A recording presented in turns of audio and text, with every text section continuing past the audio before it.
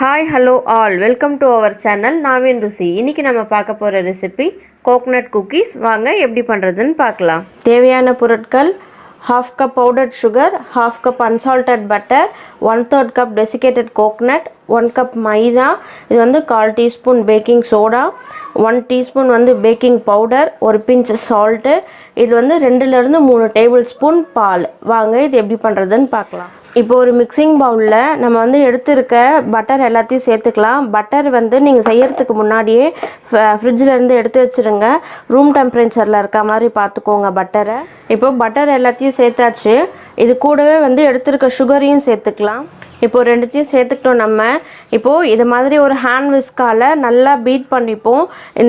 இது பார்த்தீங்கன்னாக்கா நல்லா பீட் பண்ணி க்ரீமியாக இருக்கும், ஒருமா ஒயிட் கலரில் இருக்கும். நான் உங்களுக்கு வந்து இதை ஃபுல்லாக பீட் பண்ணிவிட்டு காமிக்கிறேன். இப்போ இங்கே பாருங்கள், நல்லா ஒரு 5 minutes கண்டினியூவாக பீட் பண்ணதுக்கப்புறம் இது எப்படி இருக்குன்னுட்டு க்ரீமியாக இதை மாதிரி இருக்கணும். உங்களுக்கு வந்து பட்டர் வந்து ரூம் டெம்பரேச்சரில் வந்து சாஃப்டாக இருந்ததுன்னா உங்களுக்கு சீக்கிரம் இதை மாதிரி கிடச்சிடும்.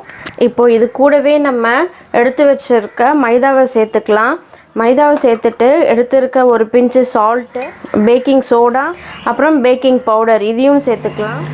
டெசிகேட்டட் கோகனட் எடுத்து வச்சுருக்கோம் இல்லையா, அதையும் வந்து இது கூட கொஞ்சம் சேர்த்துக்கலாம்.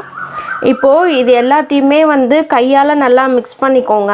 ஏன்னா அப்போ தான் வந்து உங்களுக்கு அதனோட பர்ஃபெக்ட் கன்சிஸ்டன்சி தெரியும். உங்களுக்கு கையால் மிக்ஸ் பண்ணும்போது தான் நல்லா கலந்து விட்டுக்கோங்க. இப்போது இந்த மிக்சர் இது மாதிரி நல்லா கலந்து விட்டாச்சு எல்லாத்தையும் ஒரு சேர. இப்போ நம்ம எடுத்துருக்கோம் இல்லையா பால், அதில் வந்து ஒரு 1லேருந்து 2 டேபிள்ஸ்பூன் அளவு சேர்த்துக்கலாம். சேர்த்து நல்லா மிக்ஸ் பண்ணிக்கோங்க. பாலை வந்து கொஞ்சம் கொஞ்சமாக சேருங்க. ஃபஸ்ட்டு 1 டேபிள்ஸ்பூன் கலந்துட்டு அதுக்கப்புறம் வேணும்னா இன்னொரு டேபிள்ஸ்பூன் விட்டுக்கோங்க. இப்போது இதனோட கன்சிஸ்டன்சி பாருங்கள் எவ்வளோ சாஃப்டாக இருக்குது அப்படின்ட்டு. இப்போது இதை வந்து நம்ம ஒரு 15 minutes வந்து ஃப்ரிட்ஜில் வைக்க போகிறோம். இப்போ நம்ம குக்கீஸ் ரெடி பண்ணுறதுக்குள்ளே ப்ரீஹீட் பண்ணிடலாம். இங்கே பார்த்தீங்கன்னா நான் ஒரு குக்கரில் உள்ள சால்ட்டு போட்டு இதை மாதிரி ஸ்டாண்ட் போட்டிருக்கேன். இதை வந்து லிட்டு போட்டு க்ளோஸ் பண்ணிடலாம். இதில் வந்து நீங்கள் கேஸ்கட்டையும் யூஸ் பண்ணக்கூடாது, வெயிட்டையும் யூஸ் பண்ணக்கூடாது. இதை நல்லா க்ளோஸ் பண்ணி மீடியம் ஹீட்டில் ஒரு 10 minutes வந்து ப்ரீஹீட் பண்ணிவிடுங்க. இன்றைக்கி பார்த்தீங்கன்னா நான் வந்து குக்கருக்குள்ளே வைக்கிற பாத்திரத்தில் தான் நான் வந்து பிஸ்கட் பேக் பண்ண போகிறேன். நான் இந்த பாத்திரத்தில் வந்து உள்ளே நல்லா நெய்யை க்ரீஸ் பண்ணி வச்சுக்கிட்டேன். அப்போ தான் வந்து பிஸ்கட் வந்து ஒட்டாமல் இருக்கும் நமக்கு. நீங்களும் இதை மாதிரி பண்ணிக்கோங்க. உங்ககிட்ட வந்து கேக் மோல்டு பிளேட் இருந்துச்சுன்னா நீங்கள் அதையும் யூஸ் பண்ணிக்கலாம். இல்லை பீஸா பிளேட் இருந்ததுன்னா நீங்கள் அதையும் யூஸ் பண்ணிக்கலாம். இன்றைக்கி வந்து நான் குக்கருக்குள்ளே வைக்கிற பாத்திரத்தை வச்சு தான் பண்ண போகிறேன். இங்கே பாருங்கள் 15 minutes ஆகிடுச்சு. நம்ம உள்ளே வைக்கும்போது டோ எவ்வளோ சாஃப்டாக இருந்தது. இப்போ பாருங்கள் எப்படி இருக்குது அப்படின்ட்டு. கொஞ்சம் ஹார்டாக இருக்குது, ஏன்னா நம்ம கையில் எடுத்து பால் பண்ணுற மாதிரி இருக்குது. இது மாதிரி இருந்தால் போதும் உங்களுக்கு. இப்போ இதை வந்து நம்ம ஷேப் பண்ணிடலாம். இப்போ வந்து நம்ம குக்கீஸ் பண்ணிடலாம். இப்போது இதிலேருந்து ஒரு சின்ன சைஸ் பாலாக எடுத்துக்கோங்க. இன்கேஸ் உங்களுக்கு வந்து பெரிய சைஸில் குக்கீஸ் வேணும்னாக்கா நீங்கள் அதுக்கேற்ற மாதிரி எடுத்துக்கோங்க. எடுத்து நல்லா இதை மாதிரி ரோல் பண்ணிக்கோங்க. இப்போ நல்லா இதை மாதிரி பால் பண்ணிக்கோங்க. இதை லைட்டாக இப்படி ஃப்ளாட் பண்ணிவிடுங்க.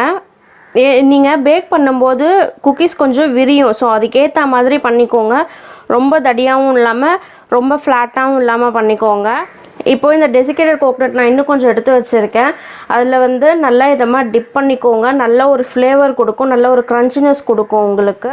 இப்போது இங்கே பாருங்கள், நான் வந்து இந்த டெசிகேட்டட் கோகனட் வந்து ஃபுல்லாக டிப் பண்ணி வச்சுட்டேன் நான். இதே மாதிரி எல்லாத்தையும் நம்ம பண்ணி எடுத்துக்கலாம். இப்போ இங்கே பாருங்கள், நம்ம எல்லா குக்கீஸும் ஷேப் பண்ணியாச்சு. இதை நம்ம பேக் பண்ணிடலாம். குக்கீஸை எப்பயுமே வந்து பேக் பண்ணுறதுக்கு வைக்கும்போது நல்லா கொஞ்சம் கேப் விட்டு வைங்க. ஏன்னா அட்லீஸ்ட் ஒரு ஃபிங்கர் ஃபுல்லாக உள்ளே இருக்க மாதிரி அந்த மாதிரி கேப் விடுங்க.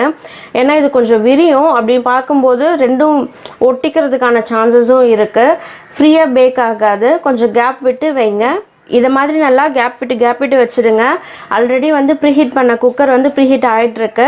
இதை நம்ம உள்ளே வச்சுட்டு ஒரு 25 to 30 minutes வந்து லோ ஃப்ளேமில் வச்சு பேக் பண்ணலாம். நல்லா சிம் பண்ணிக்கோங்க. இப்போது 30 minutes ஆகிடுச்சு. இதை ஓப்பன் பண்ணி பார்த்துடலாம். பாருங்கள், நல்லா சூப்பராக வெந்துருச்சு. உங்களுக்கு இங்கே ஓரத்தில் பார்த்தாலே தெரியும், நல்லா ப்ரௌன் கலரில்.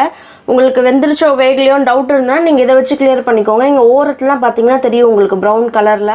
இங்கே பாருங்கள், இது மாதிரி இருக்கும் பேக் சைடில். இப்போ இது மேலே தொட்டு பார்த்திங்கன்னா சாஃப்டாக தான் இருக்கும். இதை நல்லா ஆற வச்சுட்டு பார்க்கலாம். நல்லா கிறிஸ்பாக இருக்கும். இது ஆறினதுக்கப்புறம் நான் உங்களுக்கு காமிக்கிறேன். இங்கே பாருங்கள், இந்த குக்கீஸ் நல்லா ஆறிடுச்சு. இது பாருங்கள், இப்போ உடச்சி காமிக்கிறேன் எவ்வளோ கிறிஸ்பாக இருக்குன்னுட்டு. பாருங்கள், உங்களுக்கு பார்த்தாலே தெரியும் எவ்வளோ கிறிஸ்பியாக இருக்குன்னுட்டு. உங்களுக்கு இது மாதிரி நல்லா ப்ரௌன் கலரில் வரணுன்னாக்கா நீங்கள் ஃப்ளேமை ஆஃப் பண்ணிவிட்டு ஒரு 10 நிமிஷம் அந்த குக்கருக்குள்ளேயே வச்சுருங்க. நல்லா ப்ரௌன் கலரில் வரும். இந்த ரெசிபி செய்து பார்த்துட்டு உங்களுக்கு பிடிச்சிருந்தா மறக்காமல் என்னோட கமெண்ட் செக்ஷனில் கமெண்ட் பண்ணுங்கள். தேங்க்யூ ஃபார் வாட்சிங். இந்த டிஷ் செஞ்சு பார்த்துட்டு உங்களுக்கு பிடிச்சிருந்துச்சுன்னா மறக்காமல் லைக் பண்ணுங்கள், ஷேர் பண்ணுங்கள், என்னோட சேனலை சப்ஸ்கிரைப் பண்ணுங்கள்.